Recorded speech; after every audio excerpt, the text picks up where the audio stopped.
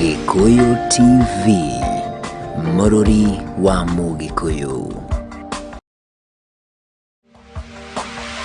Gikuyu TV, Mururi wa Mugikuyu. The FKF Premier League 2021-2022 season.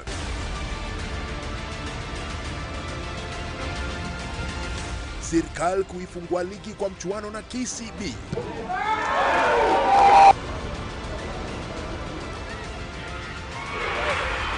Leopards.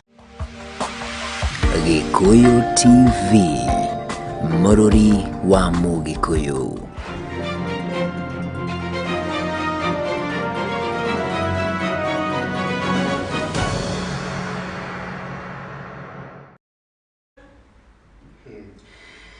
Origini twage shokereria origio tunadagi korodagi kwira daki umangara da shokereria gukoroge shokereria ndinagenia kwa thini wa studio muthenya yo wa umuthe thini wa tafarire no ya Ndeto Nyejere na mara tugukorwo tugikiona muno makiria ni gutiri dakura tugukorwo twina atumia na ndikometa atumia no ndimete ladies kana iretu othe no iretu othe ni gukorwo tugukorwo thini wa studio na Nyejeri acio ndio tugukorwo tugikiana na geria nao marito mao gukorogi kwira tugithiaga na mbere no ririkana uria ngwirire tugukorwo tukiona maundu megi utongoria wa atumia thini wa county ona nginya thini wa bururi witu wa Kenya moto na ni hamari marakorwo magikinyitirira ha ndirikana na mutongoria wa bururi nyaugite no nginya othe makorwo gikihokanya ona kora thini wa bunge nene ya bururi maburi magikiririo horo cio makiuga atumia makorwo magikihokanya ga gukorwo magikingira thini wa thirikari ndina Dorothy Kemunto uria urakora gikihurana na giturwa kia president mwaka wa 2022 no rekina mwihoko wa kuerera aria mugathe Uhuru Muigai wa Kenyatta egukorwo akinyitie atwarithie na mbere kwa twina mukami thiga niyo uria urenda kurugama gitikia kurugamirira atumia kaunti yaiku ona kende na mwihoko wa gukorwo akienda kurugamirira atumia oro hamwe na kurugamirira bururi wa Kenya thini wa utongoria. Karibuni sana thini wa Ndeto TV na tuasi wa Kikuyu hapa. Kwanza Dorothy Kemunto atatusababisha tubadilishe lugha kidogo. Tunabadilisha lugha kidogo ndio tuingie Kiingereza, tuingie Kiswahili. At least nani anaweza sikia mukami ni Mwembu. She can speak Kikuyu at least, but because of her we are going to tutaongea Kiswahili na Kiingereza kidogo vile pale tunarusha kidogo. Karibu sana huko ni Kikuyu TV. Sijui kwanza nikupe nafasi usalimiane Dorothy, tuanzishe na wewe, salimia watu nyumbani. Habari wa Kenya. Majina ni Dorothy Kemunto na nataka kuwa rais mwaka ujao. The fifth president of this country, the first female, the youngest, the fifth, the first female and the youngest, and the youth. Yes. That is very good. All right, Mukami, salimia watu nyumbani. Tangalia kamera. Salimiana na Kikuyu. Salimiana wote. Hiyo Kikuyu. Murega wangai. Nami ninaitwa Mukami Mbigani na wanati ya Women 2022. County tunashukuru nafasi hapa TV. Tunashukuru all the producers and the management of Kikuyu TV ndiposa tuweze kuongea na Wakenya na tuweze kutatua shida ambazo tunapitia kama Wakenya. Karibuni sana hapa, tunapenda wageni na tunasema mkikuja msijisikie mko karibu sana na mko nyumbani. Dorothy, kusalimiana na Kikwenu, mtu anasalimianaje? Wairire. Wairire. Hiyo ni salamu ya jioni. Wairire. Wairire. Wairire. Wairire. Fwa. Wairire. Fwa. Hey. Unajaribu. Wairire. Wairire ni kusema nimemsalimia sana ni jioni ama good evening ya kwa sana good night. Good night. Urarele. Kama Kikuyu. Kama Kikuyu. Asanteni sana. Karibuni sana. Najua ni wanadada niko nao ndani ya studio siku ya leo, lakini najua kuna ile nchi yetu ya Kenya tumekuwa kwa muda mrefu sana. Tumekuwa wanawake wamekuwa kando for so long. Na wamekuwa wakiambiliwa like hawawezi kuongoza nchi, hawawezi ku take position any, lakini for now tunaona they have started. kujitokeza na kuweza kusema like, mimi nataka kuchukua kiti, kama nataka kuchukua kiti ya women rep, nataka kuchukua kiti ya urais, na ningependa sana tuanzishe kwanza naye kwa sababu ni ile kiti iko juu sana. Kiti ambayo inajulikana ni ya wanaume. Kiti ambayo ni ya wanaume. Wenye wanapigania pale ni wanaume. Of course hata kutoka sivina wakati ule nchi tulipata uhuru, kutoka wakati wa Jomo Kenyatta hatujisikia mwanamke ambaye ashaikuwa rais. Lakini wewe uko na hizo guts za kusema I want to take this, kama hii ambayo wanaume ama kutest hii wanaume wanakuwa wakifanya pale State House, au wanaume wanakuwa wakifanya nini. Ningependa sana tuangalie kwa ujumla wanawake na uongozi, na haswa tukikuja kwako kwa sababu nataka kuwa rais wa Jamhuri ya Kenya. Asante David. Yes. Tukiangalia tangu wakati wa vita, Yes, kumekuwa na wanawake wanaongoza nchi. But we just were behind the scenes. Uongozi wa nchi, yes, tuachie wanawake. Sababu tukiangalia sasa wale ambao tumetuma ni kama hawaelewani. Na hiyo inamaanisha hatutaongozwa. Lakini leadership, women have always been in positions of leadership. yes, Just that we've played second. Na nikiangalia kama youth, nikiangalia kama mwanamke, na nikiangalia siasa ambayo inaendelea katika nchi huu muda, naona ni wakati na nafsi nzuri sana ya mwanamke kuja mbele na kusema nimejitokeza. yes, yes, Na ningependa kuongoza nchi. Mimi kama Dorothy naona niko tayari kufanya hiyo kazi. kuongoza nchi. Sababu nikiona vitu ambavyo vinafanywa, Yes, vitu mmoja anaweza fanya. Sababu kuna structure, kuna system, kuna vile unavyostahili kuongoza, kuna constitution. Hivyo sidhani kama ni kazi ngumu sana kuongoza nchi. Ni ile tu tunastahili kuiongoza vipi, vema ama vile inaendelea. Ndio tunasema si kazi ngumu sana, lakini tumeona tuseme wamekuwa kikemewa kama rais wetu wa Uhuru Kenyatta amekuwa kikemewa, na naambiwa kuna kazi hujafanya. Tunaona akikasirika, tunaona mpaka akiongea mpaka anajaribu kuambia tulia rais. Wewe ukiwa mwanadada alafu ingie pale au watu waanze kukurushia ile pressure, how can you handle it? Kila kazi ambayo unafanya hii maisha lazima kuwe na pressure. Kuna kazi ina pressure. Na watu wakizungumza kuhusu vile vitu ambavyo unastahili ufanye kama rais, wewe ni mtumwa, ni service. Na watu kusema hujafanya, wanastahili kusema hivyo sababu wao ndio wamepatia hiyo kazi. So it's them exercising their right of speech. Hiyo huwezi kataa, kila kitu huwezi kuwa unafanya 100%. Mimi siangalii kazi ambayo hijafanywa, mimi naangalia kazi ambayo mimi naweza fanya kama rais wa nchi. Yeye ile nafsi alikuwa nayo, ashafanya kazi, yeye anaona amefanya na angefanya kila kitu. Hivyo hatuwezi mlaumu ama tuseme hakufanya, akafanya. Yes. Lakini kila mtu lazima, wanasema kila mtu lazima awe na opinion. Fanya kukasisha. Wewe ni kweli wa mwananchi. Alafu nitarudi kwako. Mkami, unataka kuingia kwenye uongozi. Ni mara yako ya kwanza kuingia kwenye uongozi ama umekuwa kwa uongozi?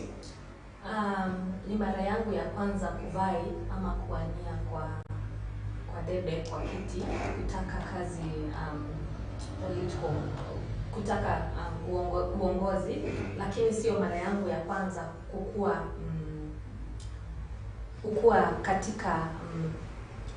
katika uongozi. Yes, sio mara yangu. So ni mara ya kwanza unataka kwenda kuvai kuwania kuwe mwakilishi wa kike kaunti ya Embu. Unataka kuingia kwa kazi ambayo pia ilikuja na constitution mpya ambayo tuko nayo kwa sasa. Lakini tulikuwa tumesikia wakisema women rep na kiti ya MCA ziweze kutolewa kwenye BBI. BBI ndio ilikuwa imekuja. Walikuwa nasema kiti ya women rep na MCA ziweze kutolewa. Wewe kama mwanamke na unataka ile kiti ya women rep, na wewe mwenyewe umeketi chini ukaona hii kiti iko na manufaa, na ukaweza kuketi pale, kuna 1 2 3 utaweza kuifanya. Ungesikia kiti inaweza kutolewa, ungesema nini? David, kiti ya women rep ama kazi ya women rep ni kazi very sensitive, na ni kazi ambayo ni kazi iko na umuhimu sana kwa society yetu, kwa sababu watu wale wengi katika society, in our societies, wale wengi hata research ikifanywa ni wanawake.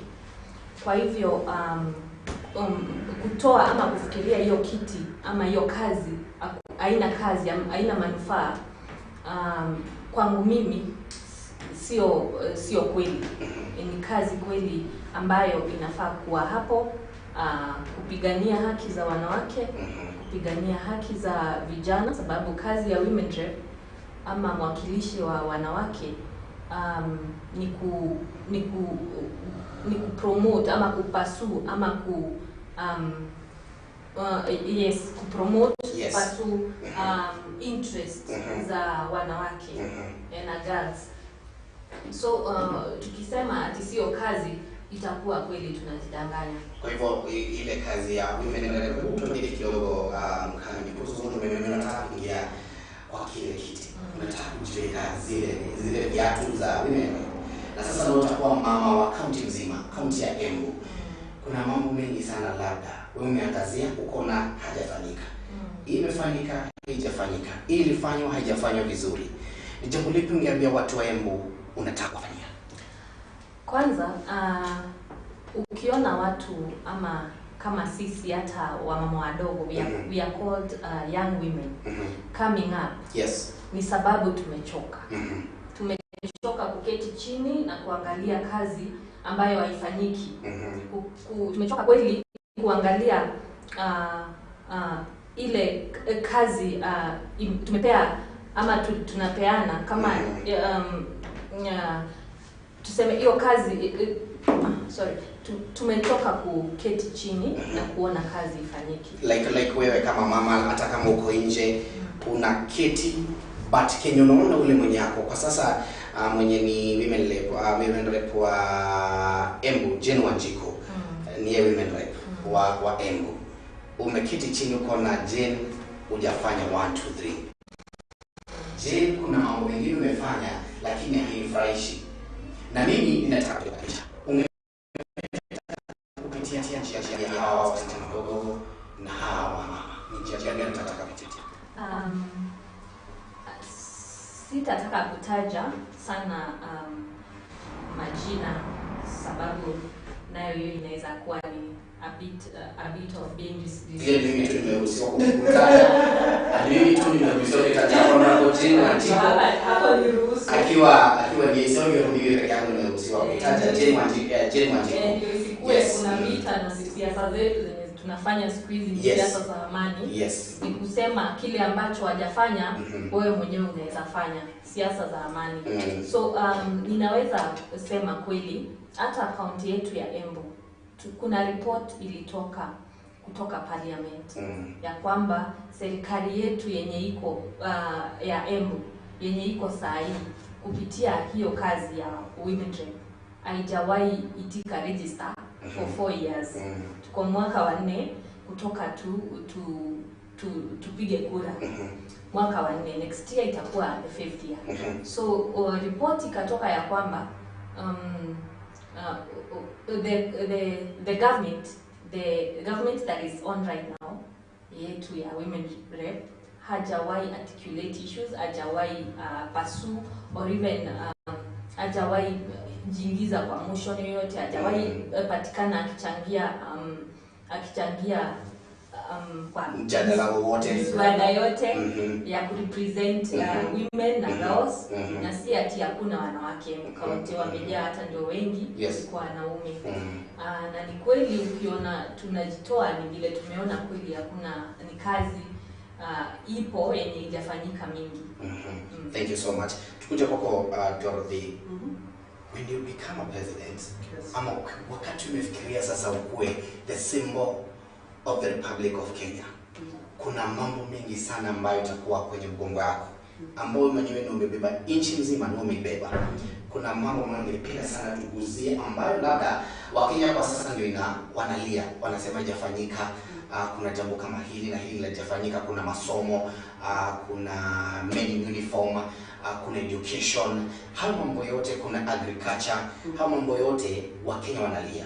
Na ningependa sana tuanzishe na pale ambao ni kuangalia vijana. Kwa sasa tuko na so many people ambao ni yani hawana makazi, wamekaa tu wanalia because waliambiliwa kazi, wakaambiwa watapewa kazi milioni 1.8 kila mwaka, lakini bado haijapatikana. Sasa hizi tumeelekea kufika uchaguzi mwingine, lakini bado wale vijana ndio wanalia.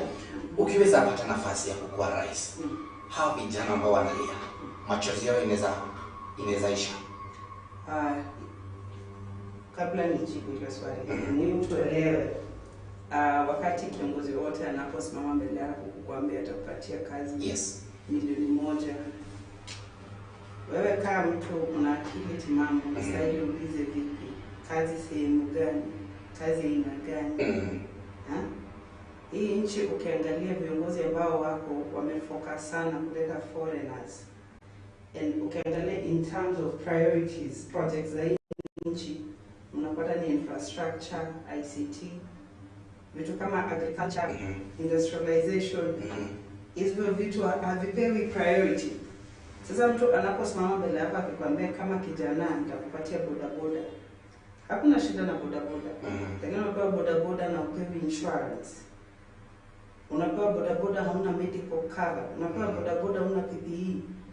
Na umewekwa kwa barabara. Na ukiangalia the rate at which vijana wanakufa bodaboda na customer iko juu sana. Ndio nasema kawa Kenya youth, watu miaka yangu na wenye wako ni vizuri tuanze kuuliza yale maswali ambayo ni thought provoking. Watoto wasitikie kutumika vibaya. Unakuja unapewa kitu kidogo unaenda unaharibu. Mnabebana kwa boda watu 10, watu 30 mnakufa. Ni vizuri tuanze kuuliza. Mimi nikiwa kiongozi wa nchi kuna yale maneno ambayo naweza kutaka kufocus sana. Hata kama tunaleta investors kwa nchi, ni muhimu tulete investors pia watakuja tufungue industries. Sijui mbona Kenya tumefunga industries.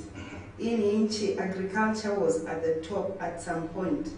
Sasa tumemaliza wakulima wote. Fertilizer inakuja fertilizer mbaya.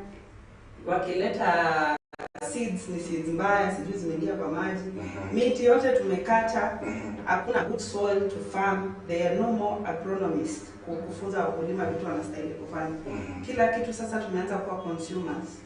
Hii ni Kenya, tunanunua hadi vitunguu na nyanya kutoka nchi za nje. Mayai tunanunua kutoka kwa neighboring countries. We used to be the best. Sasa tumefocus on skyscrapers, ma buildings tu zinaenda juu. Hizo buildings si chakula, hatuwezi kulisha nchi yetu. Hii inafanya vijana wanaenda nje wanaanza mambo ya insecurity. Sababu hakuna nje nyingine ya kula. Lakini kama vijana hivi vizuri tuongee. Ule wakati wetu wa kuongea. Sisi labda ni katano tutapatia kazi 1 milioni. Milioni inatoka wapi? Kazi 1 milioni inatoka wapi? Tunaambiwa tuende tusome tutapata kazi. Tukimaliza kusoma unaambiwa anza business. Ukianza business, KRA iko hapo juu ya kichwa chako inangoja ichukue pesa. Ukiangalia nchi the spending on the operating expenditure iko juu sana. Ile hali ambayo ukiangalia ile pesa yote tunaomba, ile viongozi wataki kusema kweli, ile pesa ya kulipa civil servants. Hatuuzi kitu chochote, hatuna pesa ya trade. Mitungi zinakuja kutoka huko baharini, zimejaa, zinakuja tuna offload zinarudi empty. Na tunastahili kulipia SGR. Tutalipa aje? Hizi ni vitu tunafaa tuanze kujiuliza sisi wenyewe. Na tukiangalia sasa hivi viongozi wenye wako, hatusemi watafanya kazi, na tunaheshimu kazi wamefanya. Lakini pia muda unayoyoma. Na some of the ideologies are outdated at this rate. Kuna vitu wanasema mimi sielewi. Nikizungumza na watu wa miaka imeenda, then unaweza sikia labda zile vitu wanasema. Lakini zile ideas za 1940s, 1950s. Sasa tuko 2021. Like the wako tuna zile ideas za kitambo. Hizo tu bado ziko. Ndio tunaambiwa kila every 5 years, tulete Mkikuyu Mkamba pamoja. Hii generation si ya kuleta Mkikuyu Mkamba pamoja. Na hii ni best friend yetu. Tuulize labda kwa hii room. Rafiki yangu mkubwa ni Mkikuyu. Mtu unafanya biashara na yeye Mkalenjin. Same applies to you. Hii si generation ya ati kuleta Mkikuyu na Mkamba pamoja. Ama Waluya ndio wamefanya, ama Wakamba ndio wamefanya. Hii ni generation ya tunaanza kufikiria. Mbona tunatumia gari za 2014 na gari za 2021 zimetokea? Hii ni wakati ambao tunafaa tufikirie tunaleta industries gani. Tuna bahari. Bei ya mafuta iko juu kushinda Uganda. Sijaona kiongozi hata mmoja akiongeza kitu chochote. Sisi tunafinywa tu tunaendelea, tunafinywa tu tunaendelea, tunafinywa tu tunaendelea. Haya, hapa Dorothy, kwa kuambilia vijana kazi. Ukiweza kuwa rais 2022 August itangaza Dorothy Kemto ni rais wa Kenya. Vijana kitu watakuwa wamesubiri, watakuwa nasubiri kusikia kutoka kwako. Hata wewe utawaambia watapata hizi kazi na njia ipi? Industrialization. Yes. The first, ya muhimu, ukiangalia the three basic economic GDP contributors in this country. Yes. Tuko na agriculture, tuna service, na tuna manufacturing. Sai service ndio number 1, ina contribute 49% of the country's GDP. Tumesahau manufacturing and agriculture. We are very well positioned to improve our agriculture. Sisi ni watu tulikuwa tunauza chai. Background. Hizo ni vitu tunaweza focus nazo. Kuhakikisha wakulima are empowered. Kuhakikisha wakulima wako na kila kitu wanahitaji. Si ati season na tunangojea mvua. Yes. We increase on performance of agriculture. We bring the right tools. We bring in very well trained people to come and teach wakulima wetu kufarm na kupata the best produce. Tumeona ni nchi jirani, Uganda, Tanzania, Rwanda, Burundi, watu wana njaa. Alafu kuna industrialization, sababu Kenya was considered one of the most learned countries in Africa. Lakini hao vijana wetu hawana kazi. It makes sense. Imesemekana ndio iko na watu wenye wamesoma sana. Lakini hakuna kazi. Hakuna kazi. Sasa tumeanza ku-export watu wetu. Afadhali watu waende huko, the best doctors tumesukuma nje, sababu hapa pia tuwezi walipa, the best teachers. Sasa hata nchi zingine zinaitisha walimu, tunasukuma nje. Kila kitu yetu mzuri tunasukuma nje. Kienda isurvive, Lupita Nyong'o tulisukuma nje. Akienda akishinda nini ndio tunaanza kusema Mkenya wetu, Mkenya wetu, Mkenya wetu. Hizo ndio vitu tunamaanisha. Ni vizuri tuanze kuinvest kutoka wapo wachanga, watoto wetu wapo kigrow. Now we can make this country a very good country. Ikwenje. Haya, kuna maswali tunasikia hapa. Nikiuliza maswali zako endelea tu kuongea na mimi. Let me ask this first question ambayo inapelekana na Kenya umetaja Dorothy. Inaulizwa na mtu anaitwa Kariuki. Kwa Githurai. Kariuki anauliza, hebu niulizie kuhusu tax, kwa sababu sisi tunapewa tunapewa pesa ya kuanzisha kazi hata kama ni ya group, lakini tax iko juu. Yeye mwenyewe akiweza kuwa rais anaweza angusha hiyo tax. Haya, kitu ya pili, kazi ambazo tunapata pesa ambazo tunalipwa end month ni kidogo sana. Hebu muulize, akiweza kuwa rais anaweza hakikisha zile pesa tunalipwa tax bado iko chini? Tax issue we can approach in two ways. One, tax is not a form of earning revenue for a country. I don't know who's advising our current economists. Yes. So tax can be approached in two ways. If people are paying tax, the issue is not tax. It's where are these taxes going to? That is the first thing. If you pay tax, whatever tax unalipa, iende kujenga nchi ni sawa. Sisi tunalipa tax na pesa iko accounted for. Unaelewa? Hiyo ndio swali ya nchi. Shida kubwa ya nchi ni hiyo tax inaenda wapi? Hiyo yenye mnalipa. Hiyo yenye tunalipa inaenda wapi? That's the first thing. Tunaambiwa nalipa madeni. Madeni gani? Kama ya kujenga reli tunaambiwa nalipa SGR, tunaambiwa imelipa madeni zingine za barabara. Labda tunaambiwa zinaenda huko. Sasa kama tungekuwa kama kiongozi sasa unaweza tuambia wewe kama kiongozi unaona hizi pesa zinatumiwa vibaya ama zinatumiwa venye zinafaa? Hizi hawa Kenya wanateta kwa sasa. Tax inatumika vibaya sana. Tax tunaambiwa inalipa madeni. Lakini ukiangalia madeni, kuna madeni hata tulikuwa tunafaa tuombe. Kuna madeni ya make sense tuliomba. SGR is not a bad project. Even paying for SGR is not a bad, it's not a bad thing to do. The issue is, ukiangalia mahali tuko sahi kwa economy, was it important? Alafu, sahi kuja, kuna ule mtu anaitwa anafaa afanye cost benefit analysis. Ilifanywa. Hatuwezi tumia SGR kuleta containers na mizigo na irudi empty. Hiyo inamaanisha kuna mtu analalia kazi yake. Huo ni nani? Tax, we can have tax breaks. Kuna vitu zingine hatustahili. Viongozi kutembea na magari 20 haistahili.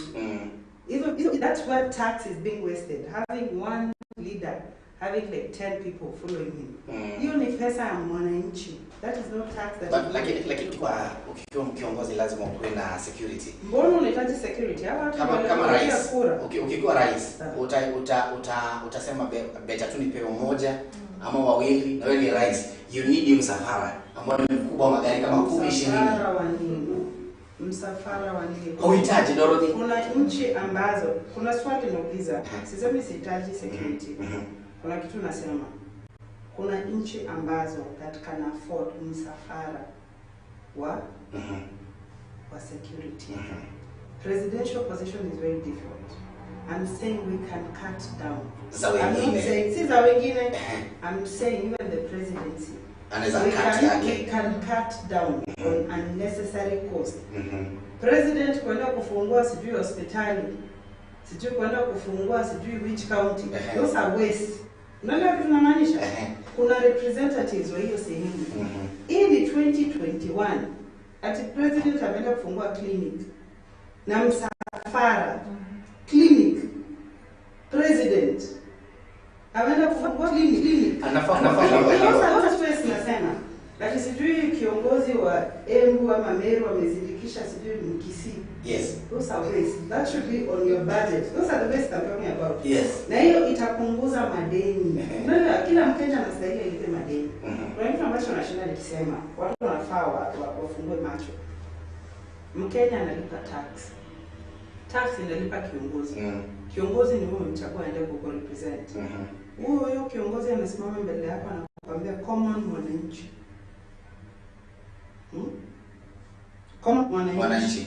Na kuna Wanjiro, sijui Wanjiro anafanya nini? Wanjiro anafanya Kenya siku hizi hata kubadilika anaitwa Wagio. Anaitwa Wagio. Sijui Wagio anafanya nini hapo. Yes. Tax salary. Yes. It is appropriated correctly. Yes. If you pay tax and you have security, if you pay tax and you have food, if you pay tax, no, you have healthcare. Yes. If you, that should be the important thing, not paying unnecessary things. Atisijui sherehe ya Madaraka Day. Tunaenda spend billions. It makes sense. It makes sense.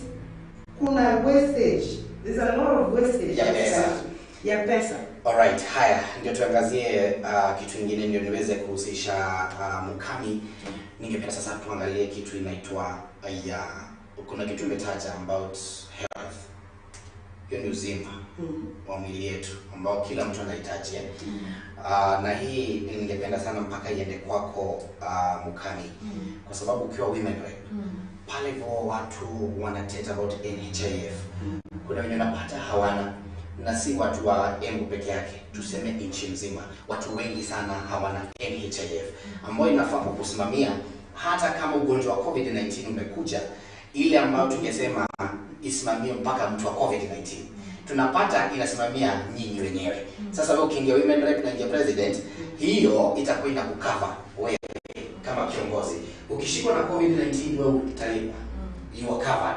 Unaweza mpaka India ukatengeneza, lakini mwananchi wa kawaida huyo mnamuita common mwananchi. Huyo anaitwa Wanjiko na Wagio. That person, huyo mtu kwa nini healthcare hijamkava na kitu inaitwa NHIF? Wewe ukiingia Mukami, NHIF na yakazia njema. Well, health is a very crucial thing to human beings. Yes. Na kama vile hivyo umesema ya kwamba mwananchi wa kawaida anafaa kuwa ameimpactiwa such a way that ataweza ku afford the services.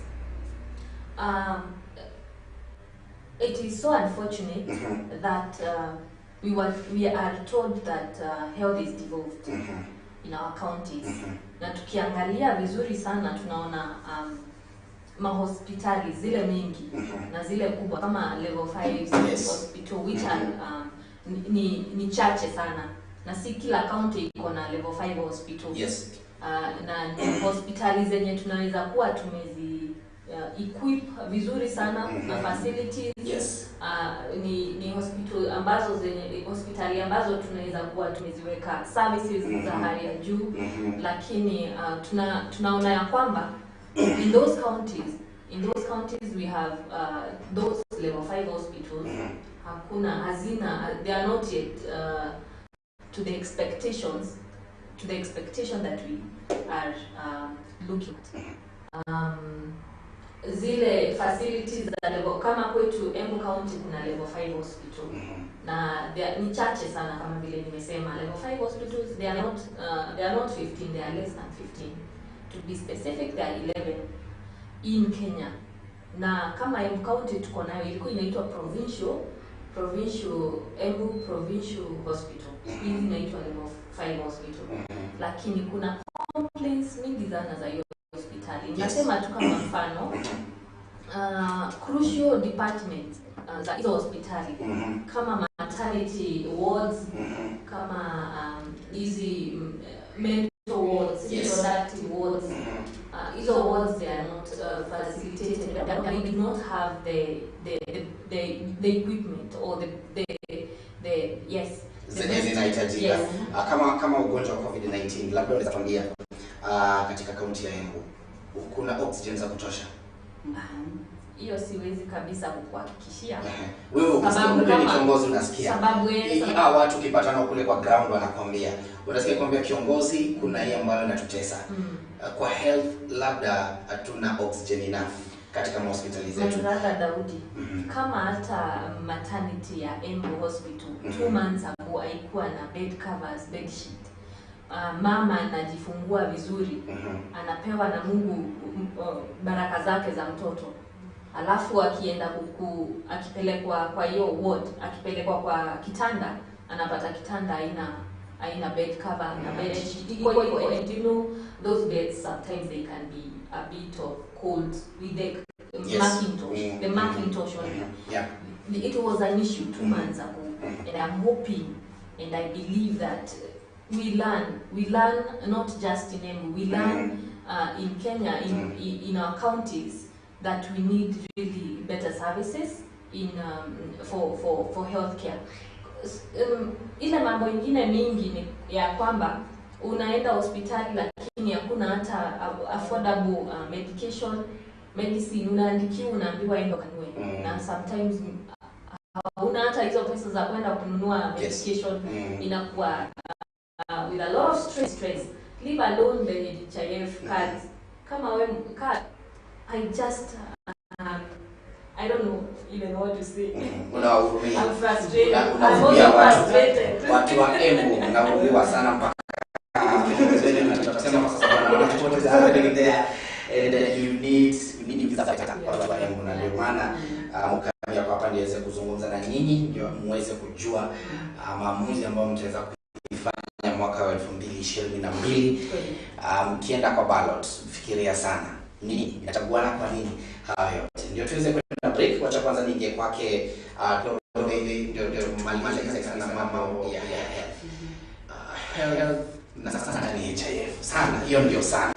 Na ndio muhimu sana, hiyo ndio watu wengi sana wanalia hawana, na mtu akikuwa mgonjwa lazima lazima harambee lazima kufanywa.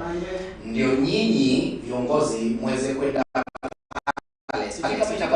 ndio waweze pale waweze kufanya siasa, waenda kufanya siasa kwa mito. Kama inapanga strategy ya siasa, ndio maana labda wakienda pale kwa bunge hawataki kupitisha kila Mkenya apate NHIF akwe covered. Now president pale na yeye push aseme lazima hii kitu ikue na iwekwe mpaka kwa ile constitution yetu isemekane ni lazima.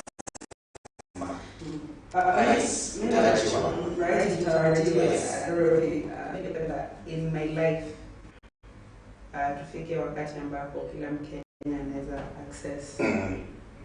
easily access healthcare. Hakuna level 1, hakuna private, hakuna healthcare kwa kila hospitali kwa kila Mkenya, na kila hospitali iko on the same level.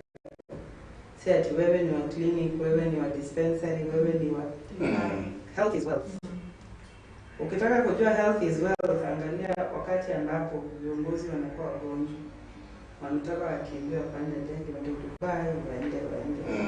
Na mimi kama kiongozi mtarajiwa, yes, kama kuna kitu ambacho nitapigania sana, ni hata viongozi waende public hospitals. Ndio tuhakikishe kila hospitali iko sawa. Wao wanajua wanaweza enda hizo hospitali kubwa. Hawana haja kwenda kwa usiona hata rais wa nchi anafaa atibiwe Kenyatta. Anafaa atibiwe Kenyatta. Hata wengi watibike hawatibiwi Kenyatta. Hakuna mtu anaenda Kenyatta. Kenyatta is one of the best hospitals actually in South Africa. It's the best. Tumekataa kuiexpand. Hakuna dawa, hakuna madaktari. Ni strike. Lakini kama kiongozi kama rais, unaweza enda utibiwe Kenyatta. Si kwenda siasa. Uende Kenyatta utibiwe. Kichwa kimekuma hiyo uende daktari Kenyatta. Mambo ya healthcare inaweza change. Hiyo leadership pale Wanjiko anatumwa hata yeye. Wanjiko na huyo mwingine. Na Wangio Kenyatta anatumwa aende akatibiwe. Kama ni Kenyatta. Kama ni Nairobi Hospital ni Nairobi Hospital.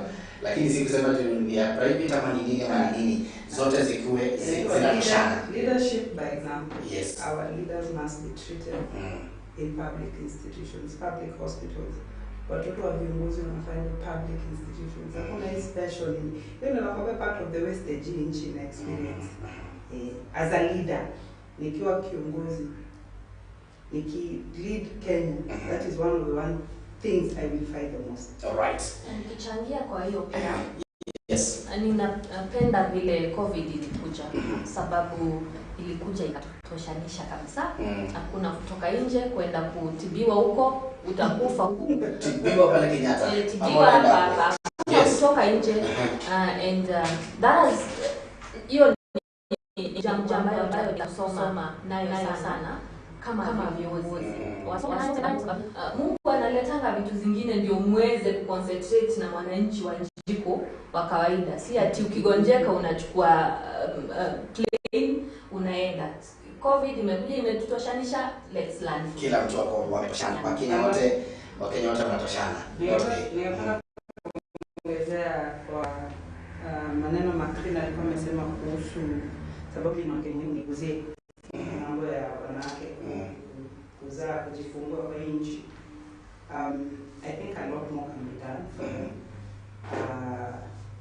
And I think we also need to focus on ensuring that hospitals for departmental special hospitals for special cases. Yes. Well, I say special cases naongea kuhusu magonjwa ambayo yanakuja na wakati wa kuzaa. Hiyo ni mambo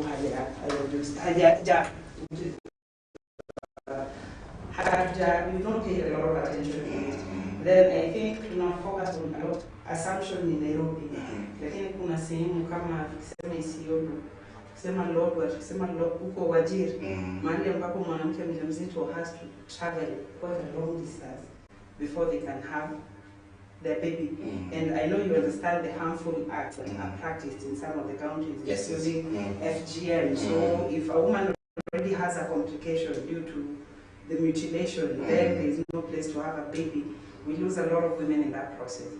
So those are some of the things we do. My hope for the women representatives, those are some of the things that they should check. And one last thing is the issue around taxation on baby formula.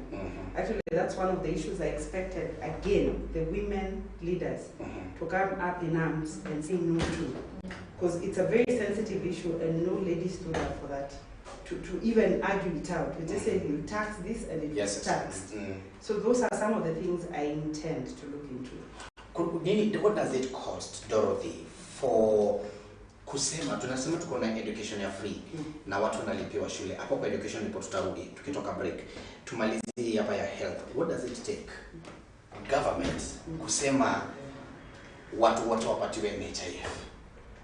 Nini hii hapa kila mtu anafaa pewe NHIF. Na ifai kwa cut off ati wetu 6,000. Hiyo sasa ni kunyanyasa wananchi.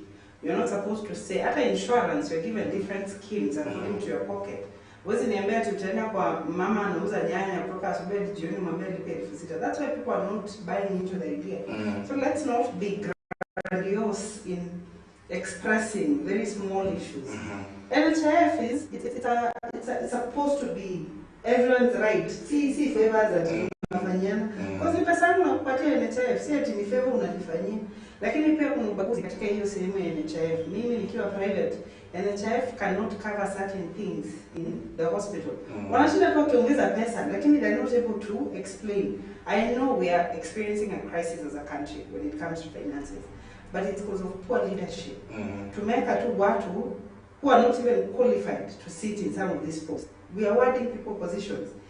Vitu za finances za nchi should be run by watu wamesomea mambo ya finance. Si boyfriends na girlfriends na best friends na kwa watu. It should be, hizo ndio zile vitu tunasema kama rais. Hata kama una marafiki, kuna vitu unafaa, you weigh in. It doesn't make sense. Na you need mtu mwenye anaweza kukueleza. That's why you have counsel in leadership. And I do hope when I become the president, I'll have the best counsel who can guide you. Na mtu unajua numbers. Finance ni numbers. It's facts. It's not a story. It's not theory, it's numbers. If you do this, this is what you get. It's very clear. And I think hapo ndio ndio kazi ya mapitu are taking advantage. And the child should be accessed by each. Kwa kila mtu. Sisi ni tafadhali. Si favors. Ni lazima tuelewe. Kusema ukweli Daudi, wananchi amechoka. Punda amechoka. Na kule chini vitu ni different. Mashinani liko mashinani. Na kabla upate hiyo 500 sometimes yule mwananchi wa chini kabisa kabla apate hiyo 500 peke yake ya NHIF inakuwa ni yeye anaona lazima kwanza hiyo 500 hiyo ya NHIF na wenye wao kazi kwa sababu wengi wao kazi juu NHIF tunakatwa kwa mshahara na wenye wako kwa kazi. That was my point. Kama mimi sometimes nikisikia naona imekatwa nasikia bado ni ngumu. What about yule mwenye ana kazi kule chini? Again, there is the issue of mental health. Tuongeze sababu ni mambo ya health. Mental health nayo iko iangaliwe sana. Tunafaa kama viongozi wa Kenya tuangalie mental health. Of late, because of COVID, for 2 years zenye tumekuwa na COVID, 2-3 years. Tumeona suicide imeenda juu sana imekuwa ya youth. Mental health. Mtu anafinyika hata hiyo 500 ya NHIF wapati, hata si 500 ya hata ile tafadhali kwanza ya kukula. Mtu anajitoa tu uhai, unaona kama wewe bado uko kazini lakini unasikia life imekufikisha hapo. Na yule mwenye amesoma na ana kazi anaona ni nini yenye nilisoma. Inakuwa shida kubwa sana.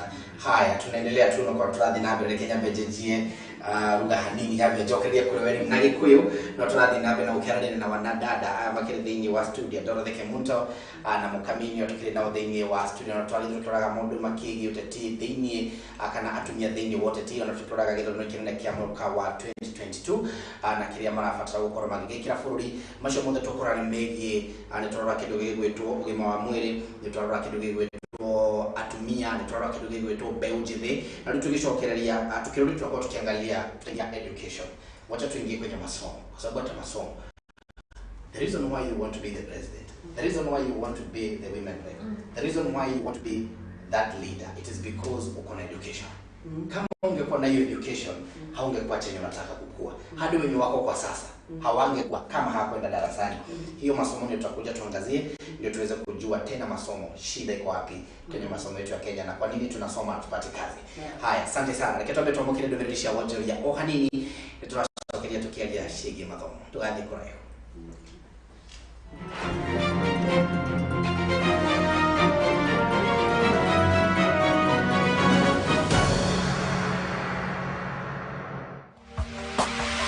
Gikuyu TV, Mururi wa Mugikuyu.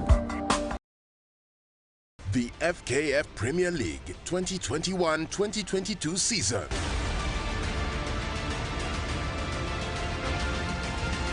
Serikali kuifungua ligi kwa mchuano na KCB.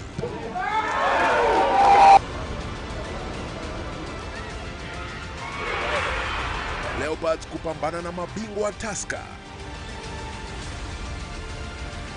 Gor Mahia FC versus KCB FC, Saturday 25th September at 1 p.m. AFC Leopards versus Tusker, Sunday 26th September at 1 p.m. Make TV viewing a premium experience on Classic Bouquet on Star Times. World-class football on World Football Channel. Ronaldo! Novella E+, and ST Movies. Documentaries on Nat Geo Wild. And non-stop laughter for kids on Nickelodeon, Toonami, and DreamWorks channels. Get the best value for your money by subscribing today for Classic Bouquet at only 899 shillings for 30 days to enjoy 64 channels. Classic Bouquet. Premium content on Star Times. Subscribe today. Kiwo kia moyo. For the Lord himself is my portion. Kiugo kia umiru kiraima thiini wa ibuku ria Ayubu 42. Hindi iyo Ayubu agicokeria Jehova akiuga atiriri, nindamenya ati we nduri undu o wothe utangihota, ndugiririkaga undu waku ona uriku uria uthugundite. Jehova Ngai arorathima ciugo ciake njega. Stories to tell, I have come with testimonies. Take a look at me, you can see it. Say you can call me testimony. Home Trust Group Limited ene maragwitira Home Trust Gardens Matu Phase 3 ishine broti shedeka 12 kuma Matu Town farafaraini ya Kivandini Masinga Road na shemi tegana ya 50 kuma Ramini. Goko ne kundu kwa muno gwa gwaka nyumba residential kana commercial na kuina mai na thitima. Home Trust Gardens Matu Phase 3 ihakuwe na thibitari ya Masinga Level 3 na Matu Level 4 na forithi ya Matu na Masinga iri o hakuhi. Broti ici igaitosha 50 by 100 na thogora ne girigana ria 70 wagura cash. Kubuku broti yaku ukorehe deposit ya 50 balance uri yoka hora na meri 6. Ofeno ni handu wa mbere 30 tu. Kuna broti ni o muthenya wa Wednesday na Saturday na guthie ne free.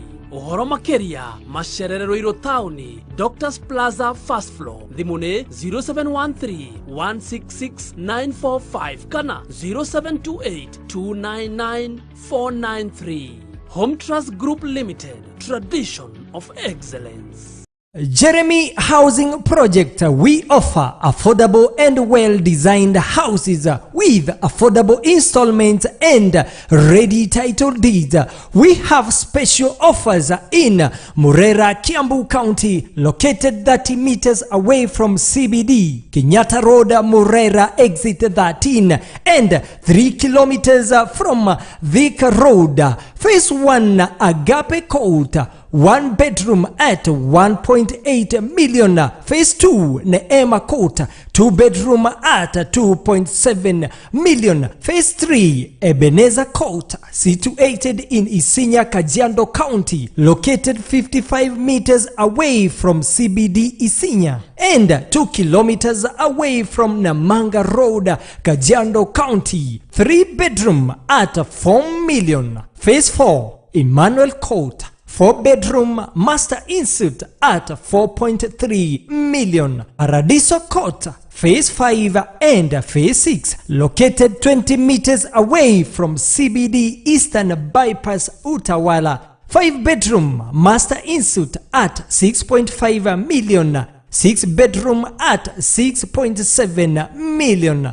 Our payment on all Equity banks near you. Account number 032026235549. For more information, call us on 0722-364-875, 0722-364-875. All visitors at Top Brass Communication Building, third floor, Allsops near Naivas, Ruaraka.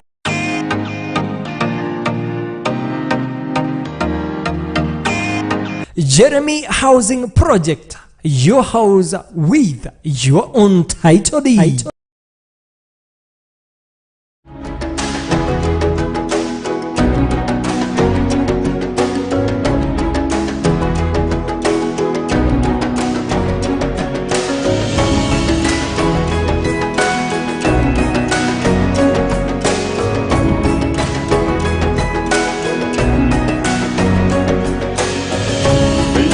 Ugemu wa bũrũri wa Kenya wĩyonanagia na nyamũ cia gĩthaka iria cikenagia maitho mothe ma ũrĩa wacirorera.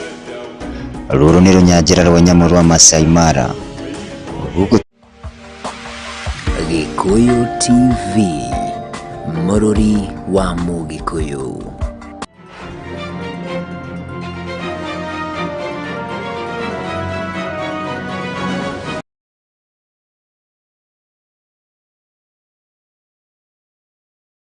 Nyejere na no twakigira thini wa matura nigetha tukorwo tugikirora matura inyo na nginya na bũrũri mũgima nigetha tumenye atumia makiriha marugamire ha thini wa ũteti na nginya na mwaka tũrete wa 2022 haria magakorwo makiri haria marenda iturwa cia harĩ igũrũ ona nginya gĩturwa gĩa kuma harĩa thĩ kĩa MCA kwambata nginya kĩrĩa kĩa harĩ igũrũ marĩha nawe ũkĩrĩha thina mbere na kwarĩra nĩ ũgĩtũmĩra Facebook yakwa David Kariuki page yakwa Nyejeri wa Kariuki page ya gũkũ nĩ Gĩkũyũ TV thi na mbere na kwarĩra nĩ mũkĩnjũragia ciũria ciothe na nĩ gũkorwo gĩkũrĩria kũrĩ ageni akwa Dorothy Kemunto na mũndũ gũgĩtwo Mũkami Nthiga acio nĩ ũndũ ndĩ nao thĩinĩ wa studio.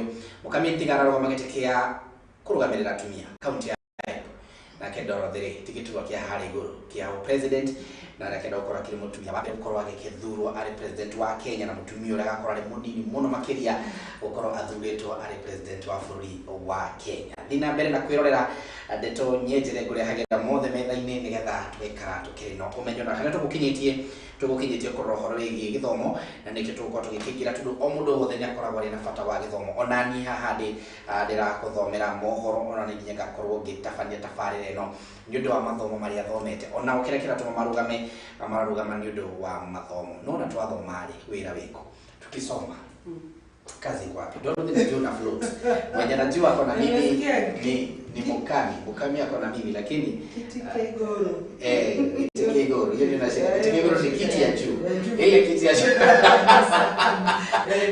ile kiti ya juu. Tunasoma, masomo ni muhimu na kila mtu lazima aende shule na ndio serikali imesema inafanya 100% transition ya kuhakikisha kila mtoto anaenda shule.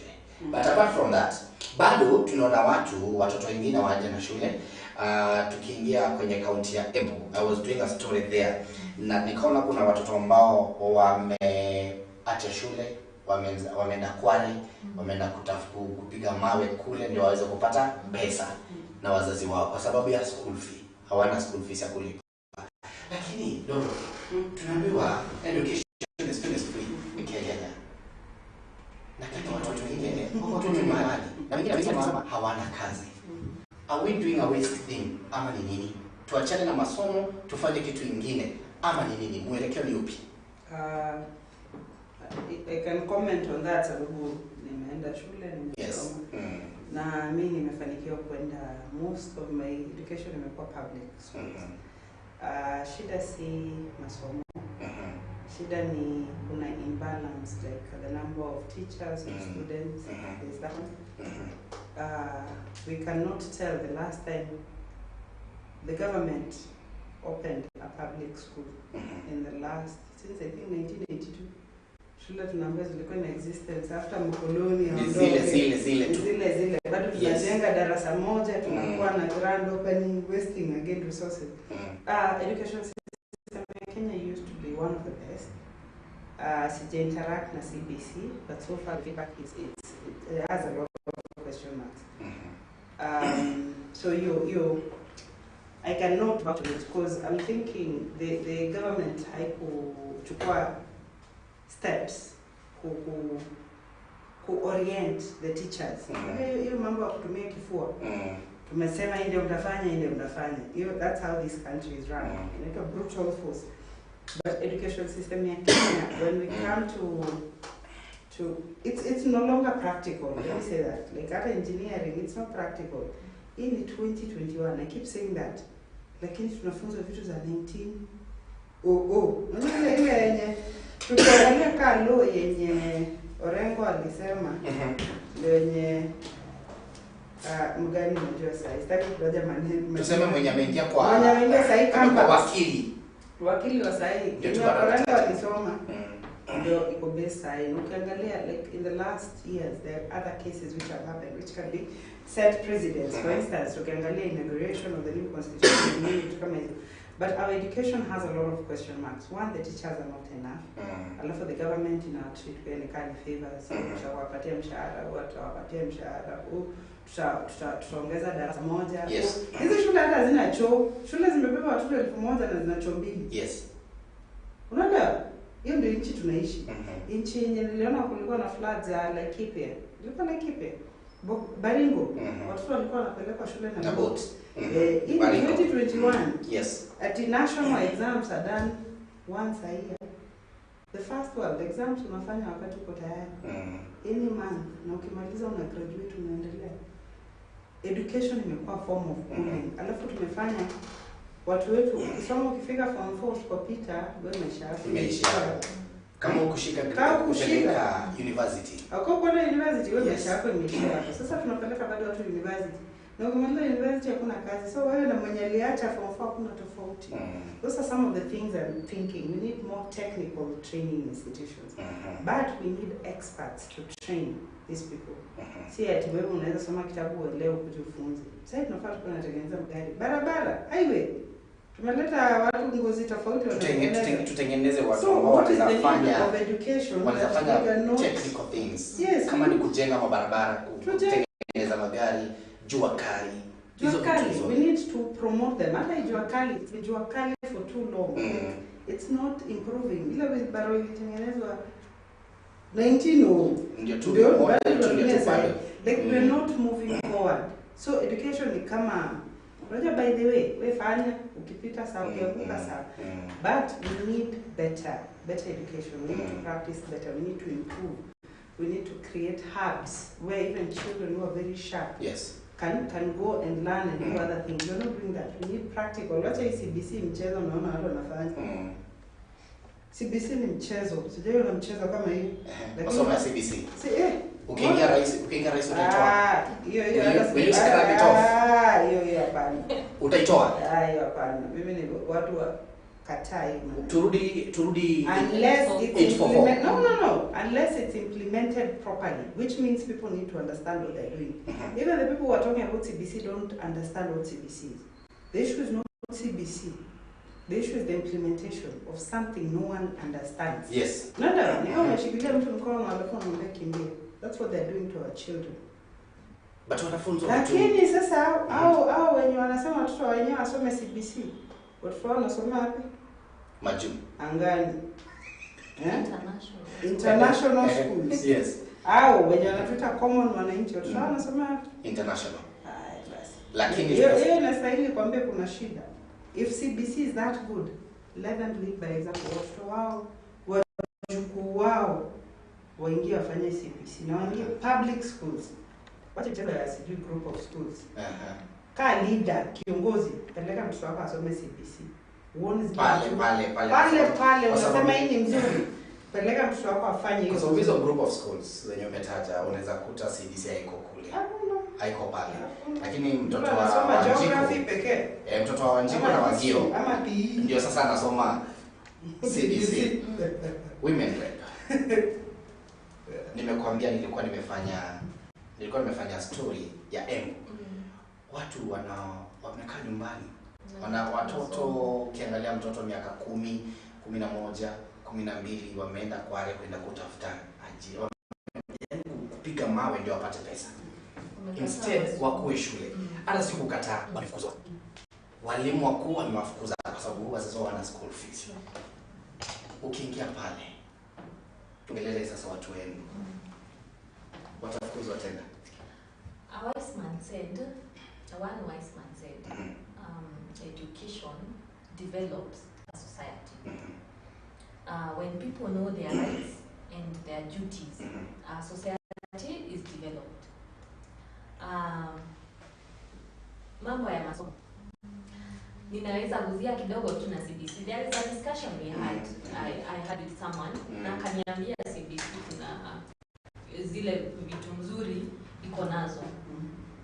Kitu moja yenye iko na CBC ni specialization. Na hiyo ni interest sana. Ati a child si lazima asome biology, physics, chemistry kwa pamoja. Ukiona mtoto wako anapenda sana mambo ya stima, hiyo anasoma physics. Yes. So CBC, what I had and what interests me, it's about specialization, and specialization is not bad. Because at the end of the day, kuna sisi wenye tulisoma geography, tulisoma physics, kila kitu, hakuna kitu tunatumia kwa hizo masomo zote tukifanya. Alafu kuna mwingine akasema education is the ability, inakupea ability ya kuchange a mirror to a window. If you do not have the ability to change a mirror, hiyo kioo to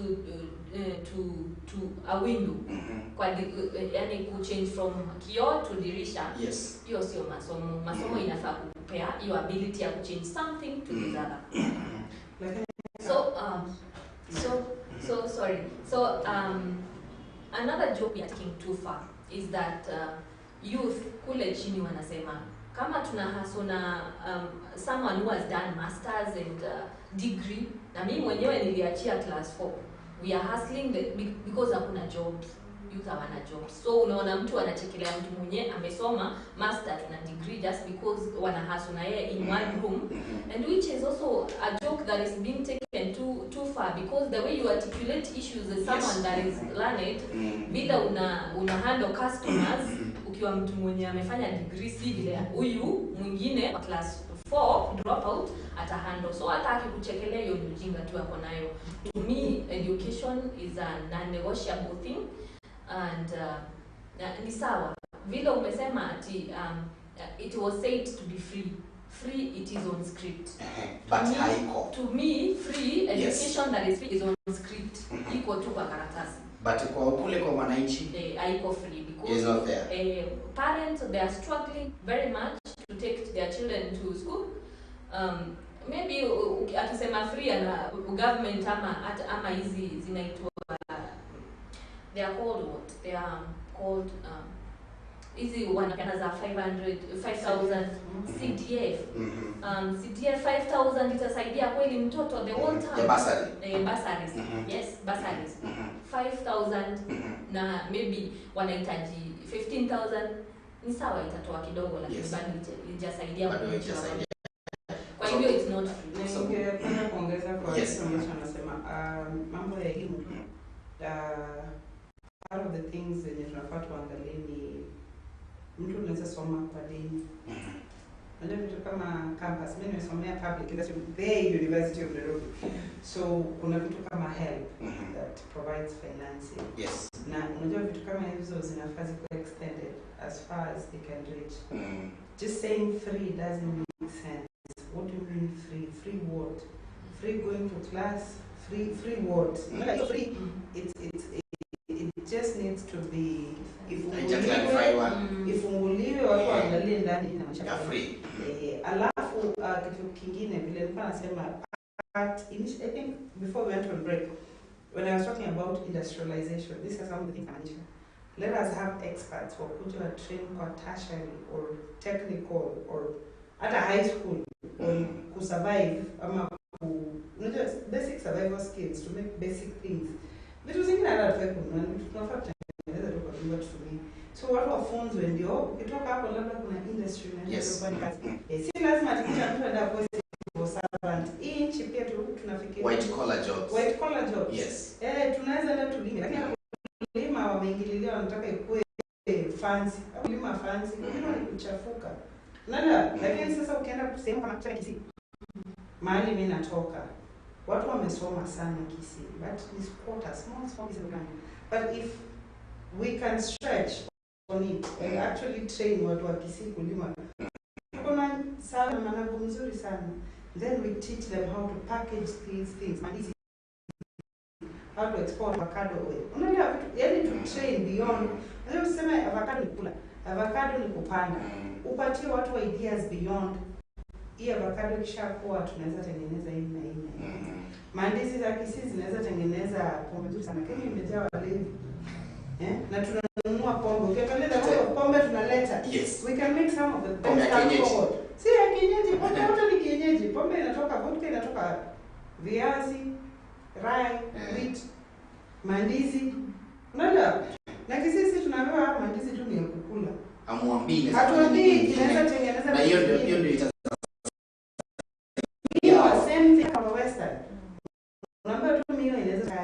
Ukienda sehemu kama Jamaica, they have the best rum.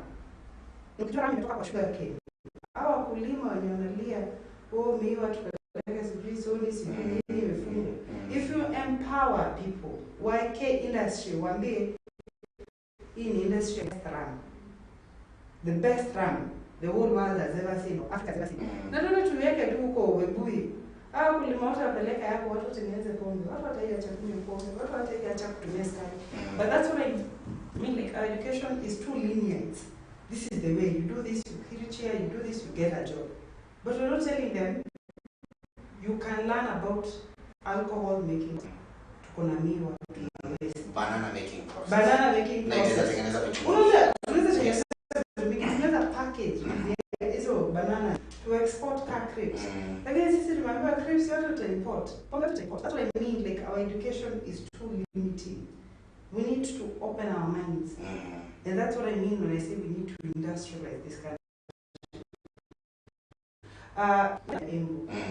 Wanatoa coffee, kahawa. Yes. Kahawa inapelekwa inakuwa processed.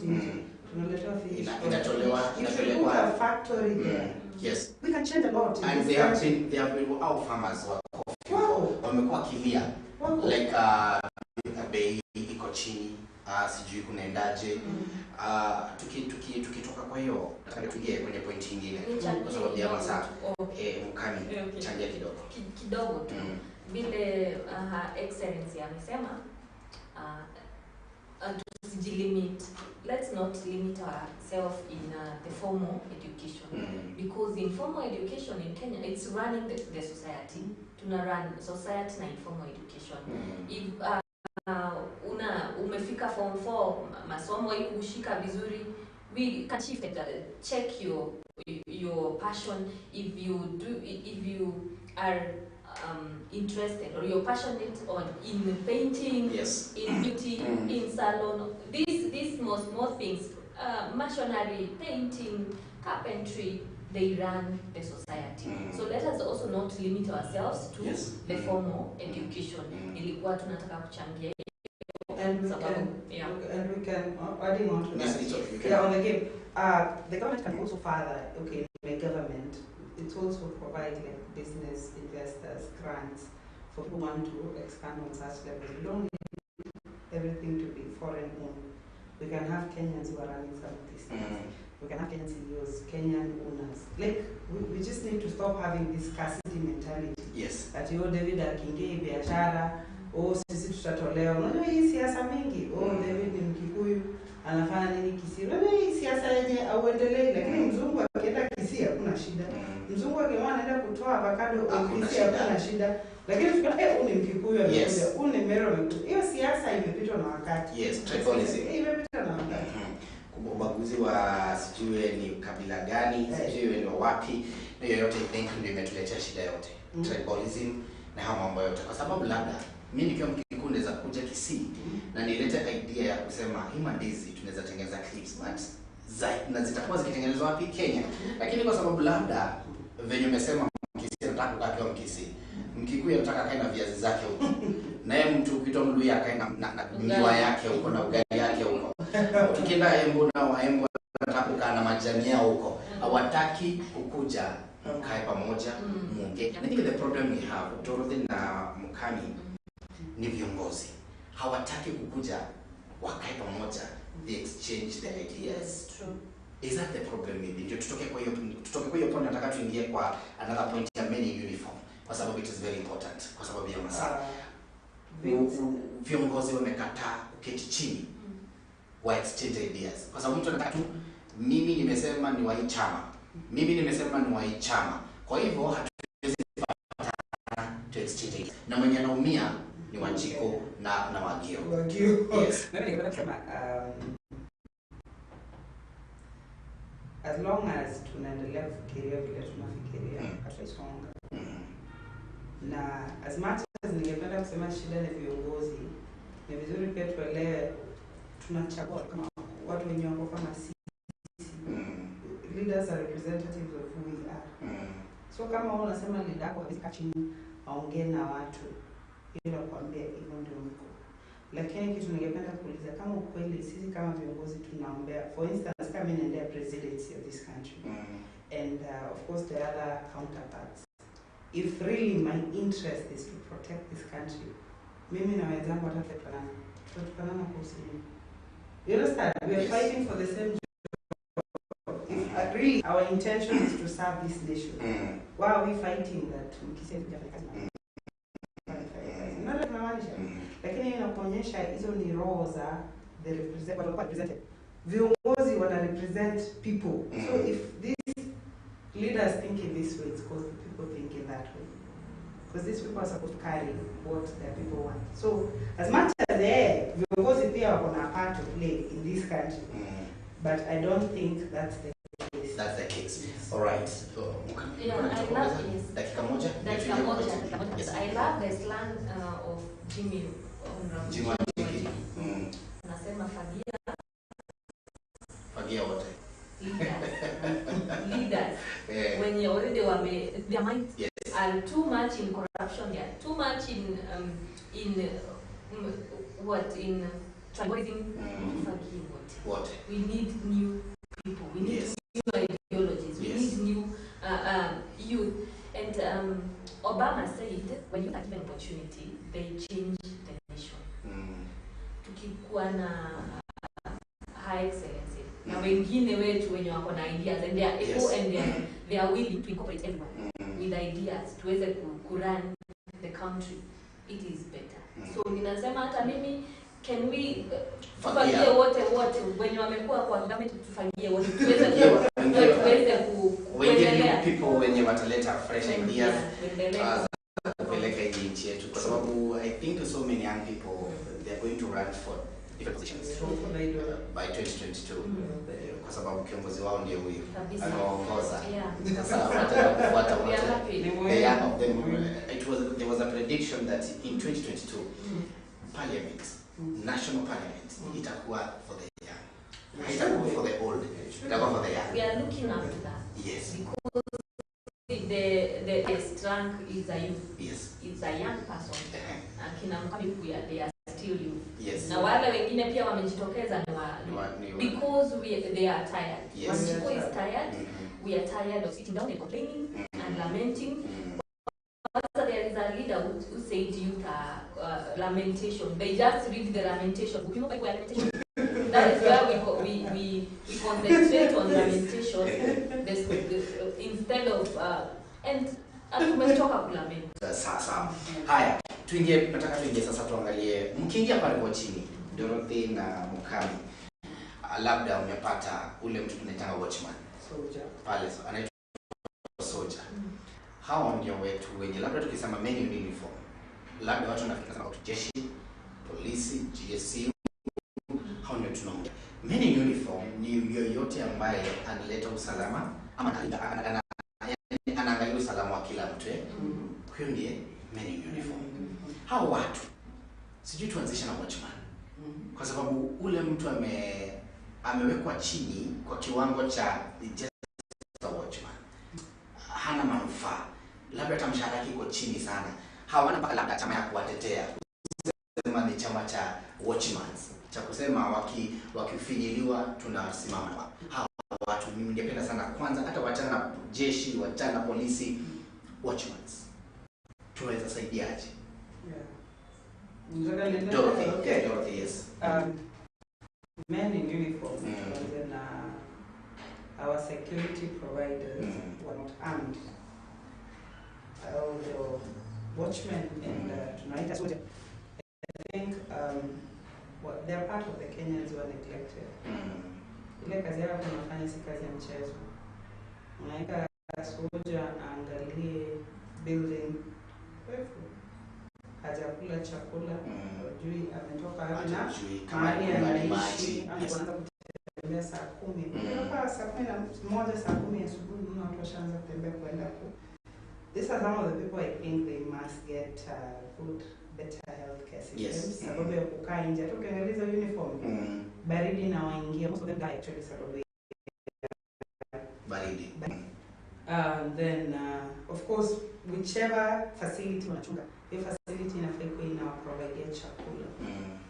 Na naona hiyo pia pia watu waangalie sana, and then their pay needs to be looked into. Because these people we're talking about them earning basic salary.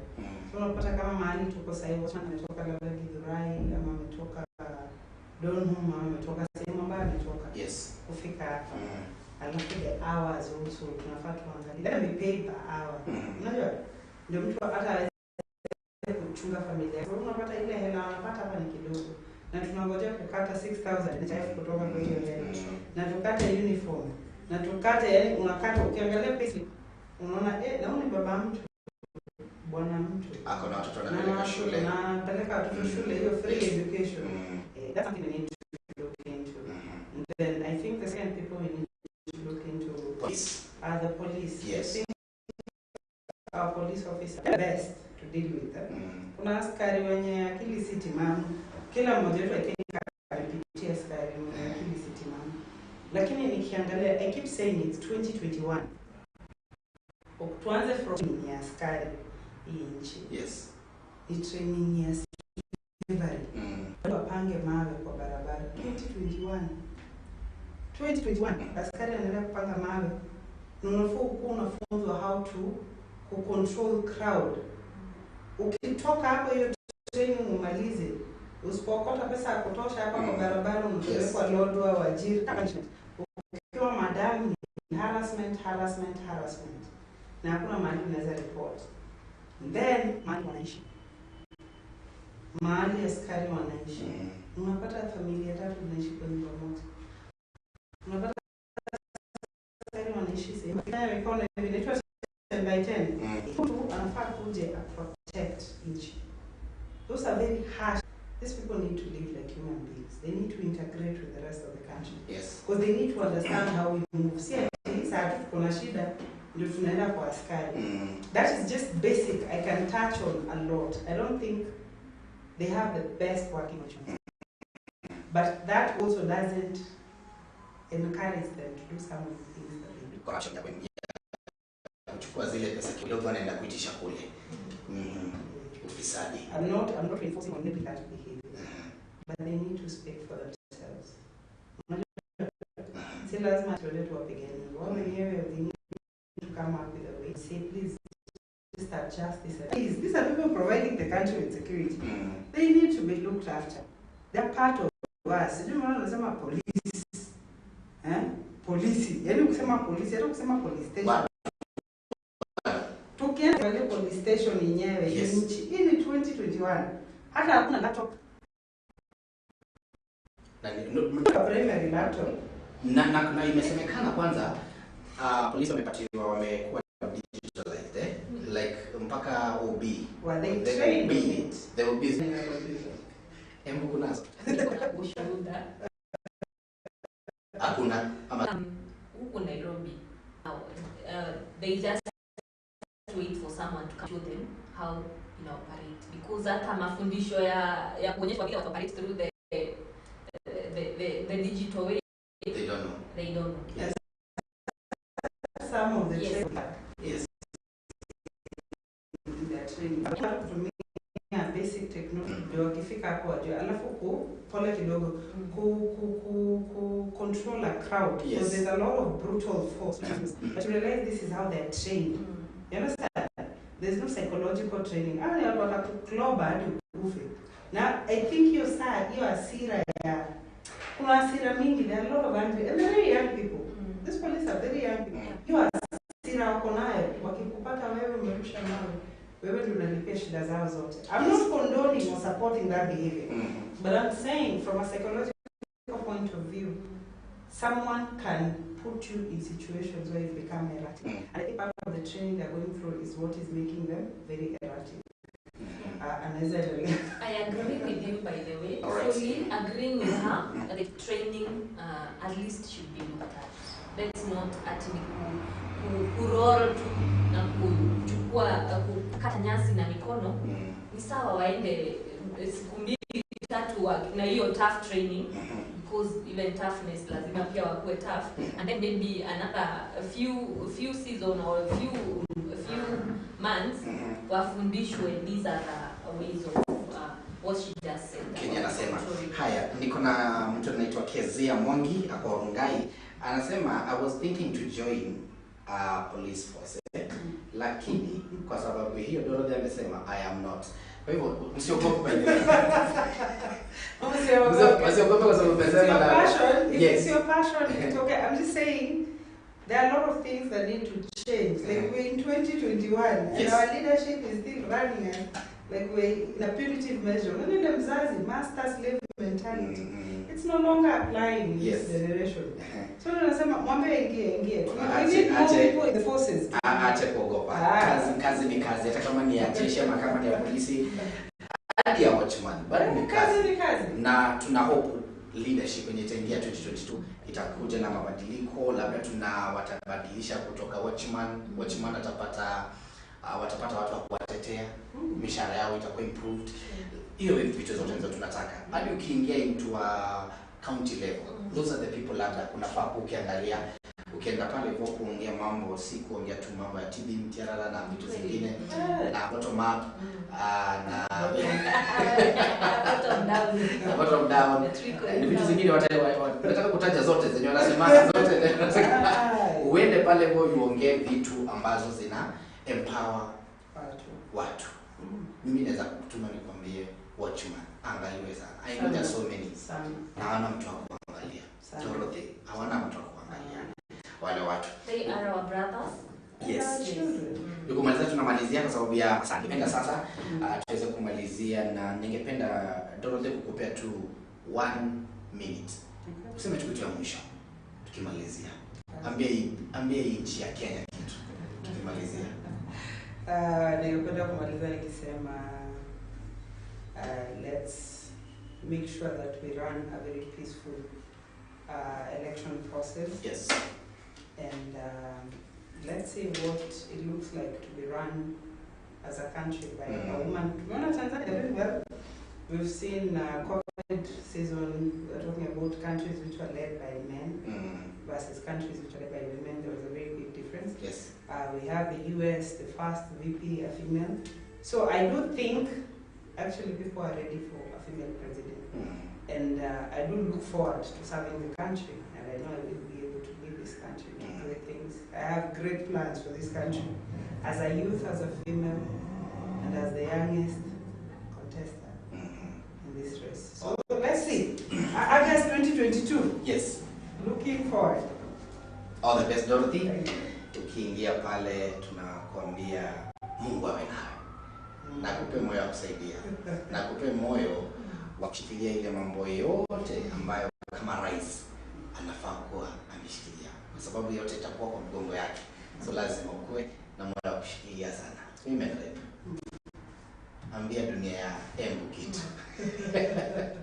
Asante. Kwanza ni kushukuru hii nafasi tulipewa. Tumeongea issues mingi sana ambazo zina affect wananchi. Na kwa kusema ya kwamba next year haiko mbali, karibu sana. Nyinyi wenyewe mnajua issues zenye zina affect our country, our counties, na nyinyi wenyewe pia ndio kuchagua, na ile tu ningeomba tuangalie kwa sana next year, tusikuje siku za mwisho kuambiwa kile mtu atafanya. Kama kweli mtu afanyi saa hizi, kweli kana kwamba mtu hayuko na wananchi saa hii, akijua shida zao, akiwashika mkono, sijui baadaye the last minute inaitangwa hiyo masaa ya Russia ya kukimbia. The haina hour. Isikue ati mtasikiza. Kwa hivyo ninaambia watu wangu wa Embu, nasimama women rep. Nilianza kitambo, mimi niko na mwananchi kule chini kabisa, ninajua shida. Kama kuna a better definition of a bottom up, nitakuwa a very good definition. Sababu mimi ni yule wa chini kabisa. I am Mwirigi. You know Mwirigi, there was this young guy in Meru. He had a bicycle running for parliamentary seat. I am Mwirigi version, female version. Naweza kuwa sina resources, but I have goodwill, I have love for the people, I have what it takes to serve women and youth in the country. Thank you so much. All the best at wewe, Mukami.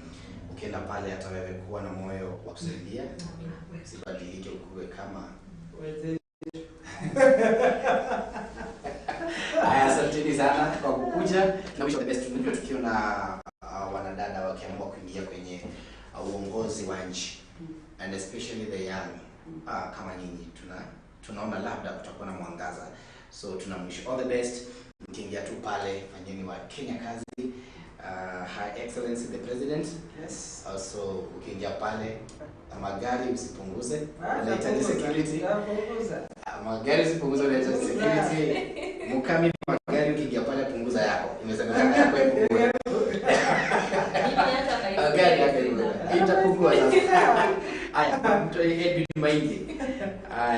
Asante sana kwa kuleta warembo. Ninakuwa leo sliding in ya studio na Madam Morine. Asanteni sana na karibuni sana hata nyinyi mlikuwa part of this, na tukimalizia ninasema asanteni sana ona Nyejeri to Gikuyu TV garoshia mwanya muno ndio ukoromekana na hivi ni ithatu na dakika 12 kogo ni gukorwo gikiuma nigetha tukorwo tugicokereria na mohoro nigetha tukwire bũrũri witũ wa TV atia na twakwira ni garoshia mwanya muno na nyuma korwo mugithumira message cia nyundi no tokorwo githoma ciothe na ngetha gikwira ni ndacunga muhera ni ndo gukorwo ndinata gukorwo giguthomera message ciaku no ririkane no gukorwo gigicithoma ciothe no thina mbere na kwaria ona nginya Facebook itu ya Gikuyu TV ona nginya YouTube no wigire hara nigetha coke wirorera agikorwo no etukoneta tabarire no ya Ndeto Nyejere muthenya wa umuthi ngire tu hara Facebook na ni gukorwo ona ningi hara YouTube na ni gukorwo kirorera tabarire yo uria wothe twakorwo tugikiuga na ningiona no ukorwo gikiario na hau na no tigiona comment yaku no ukorwo kimetiga haria koguo atikire ndungi ni gukorwo nyambe ndekereria ageni akwa ni ndiracokereria na mohoro koguo ndugathi